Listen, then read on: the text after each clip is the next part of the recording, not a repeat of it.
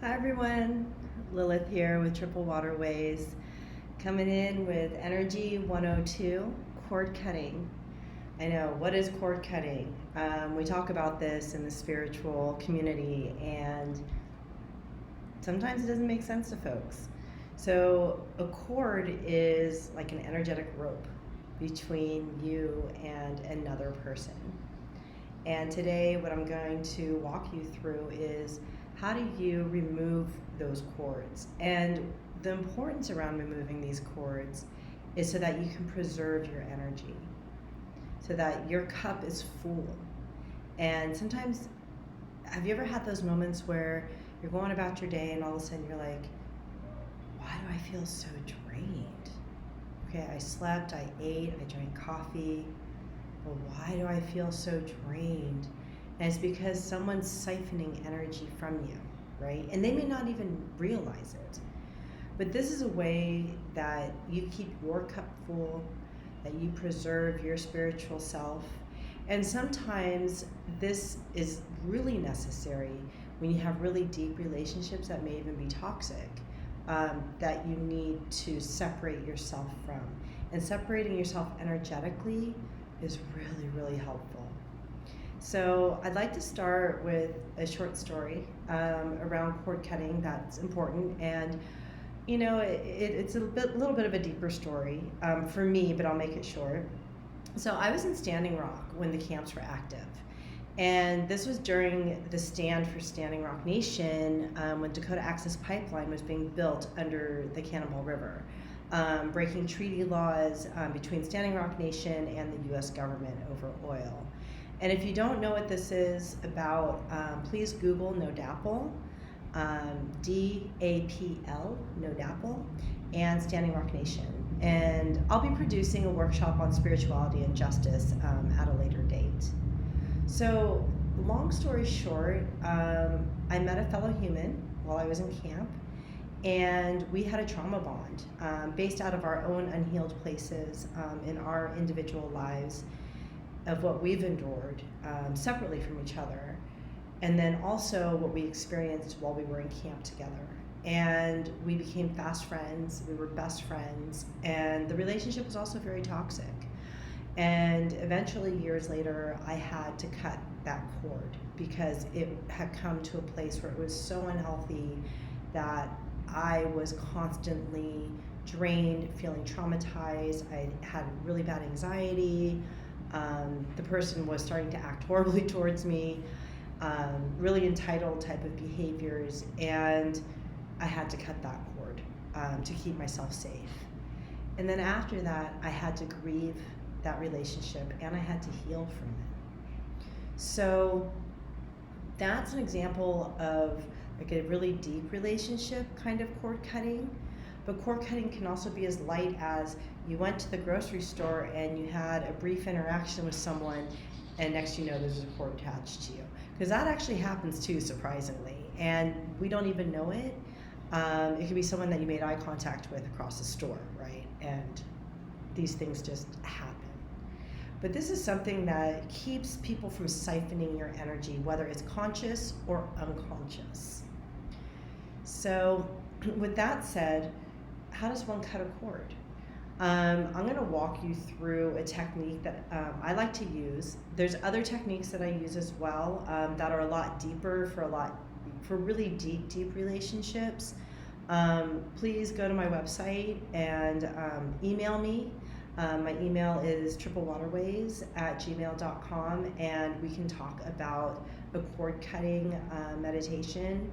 I don't have a pricing for it, so it's something that I do very individually with folks. And really take a minute with this. Think about the people in your life.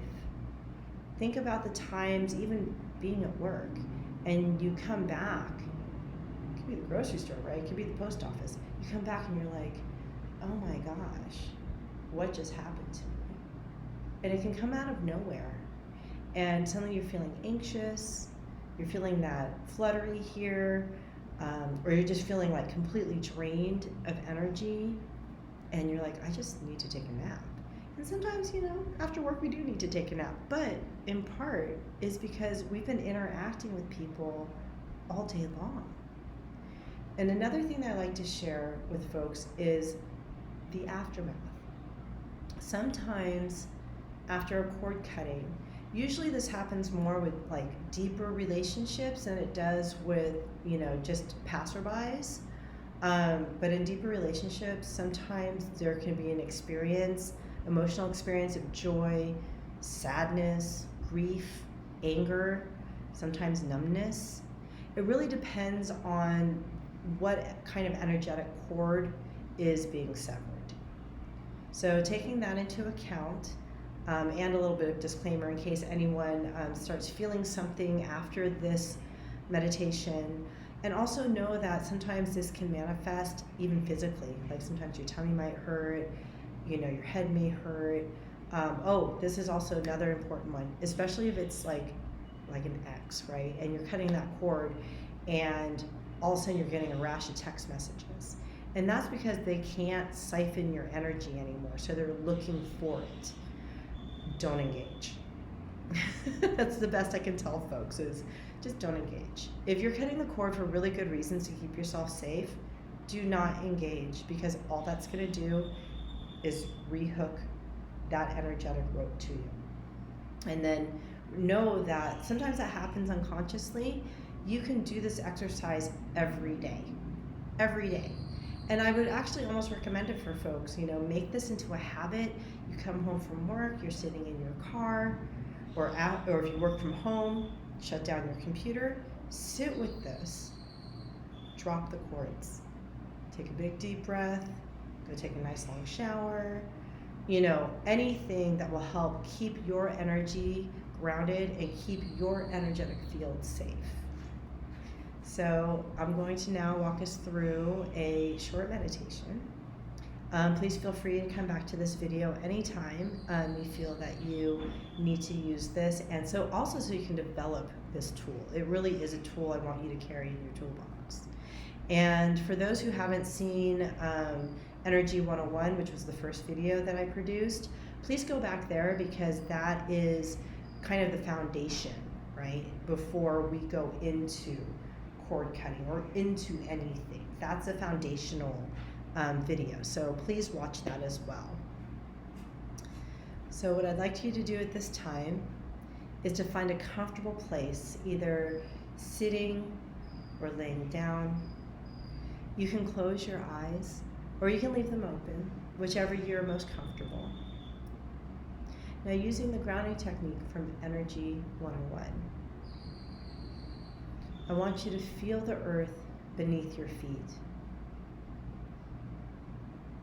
Breathe in, 1, 2, 3. Release, 3, 2, 1.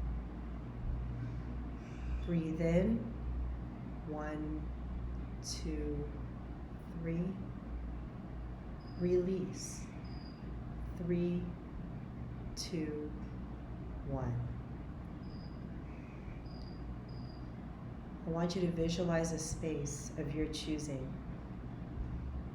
Fill that space with the things and colors that bring you comfort and what helps you feel safe.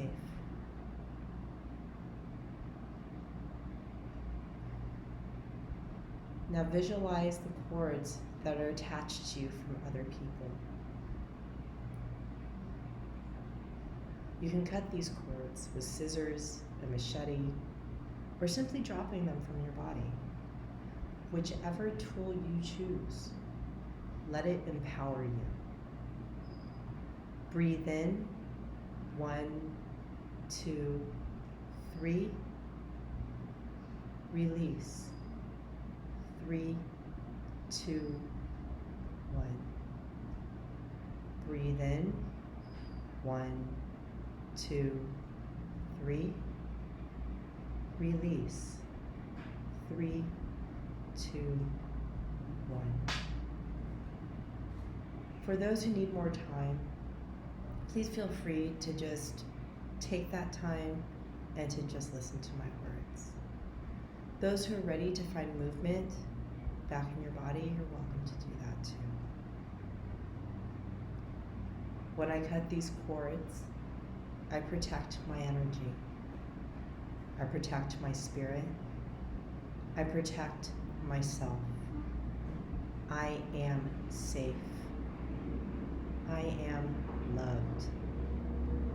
I am empowered. My autonomy from others will allow me to be a better person. This will fill my cup with energy I need to walk with integrity and love as I move through the mundane world. Filling my cup supports my magical workings to live my best life. Breathe in, 1, 2, 3. Release, 3, 2, 1.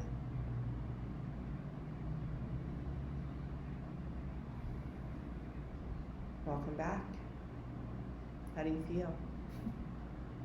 I hope you will come back to this